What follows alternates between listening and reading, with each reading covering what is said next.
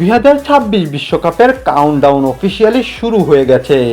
বিশ্বজয়ী coach Lionel Scaloni এবার তার চূড়ান্ত 26 জনের সদস্যের স্কোয়াড ঘোষণা করার একদম কাছাকাছি চলে এসেছেন।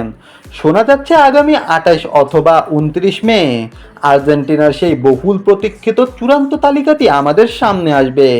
রদ্রিগো ডিপল অলরেডি হুঙ্কার দিয়ে রেখেছেন যে আর্জেন্টিনা আবারও বিশ্বজয়ের জন্য ক্ষুধার্ত এবং পুরোপুরি প্রস্তুত।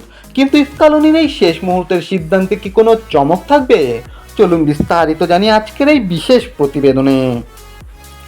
স্কালোনি যখন দায়িত্ব নিয়েছিলেন তখন হয়তো কেউ ভাবেনি আর্জেন্টিনা এভাবে ফুটবল বিশ্ব শাসন করবে। বিশেষ করে লিওনেল মেসি স্কালোনির অধীনে তার ক্যারিয়ারের সেরা সময় পার করছেন। পরিসংখ্যানের দিকে তাকালে আপনি অবাক হবেন। 72 ম্যাচে 51টি গোল এবং 23টি অ্যাসিস্ট, সব মিলিয়ে 74টি গোল কন্ট্রিবিউশন এবং 28 বার ম্যান অফ দ্য ম্যাচ।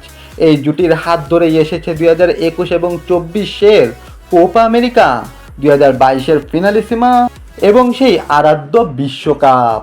এই অবিশ্বাস্য রেকর্ডই প্রমাণ করে কেন আর্জেন্টিনা এবারেও হট ফেভারিট।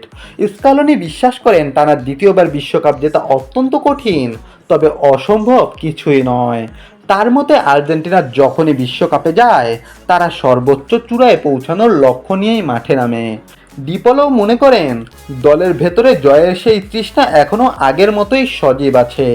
মে মাসের শেষ দিকে যখন চূড়ান্ত 26 জনের নাম ঘোষণা হবে তখন বোঝা যাবে স্কালোনি কোন কৌশলে তার এই মিশন 2026 সাজাচ্ছেন।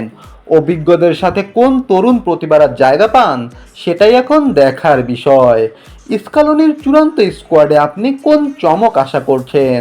মেসির পাশে এবার কোন তরুণ তুর্কিকে দেখতে চান? কমেন্টে আপনার মতামত জানান।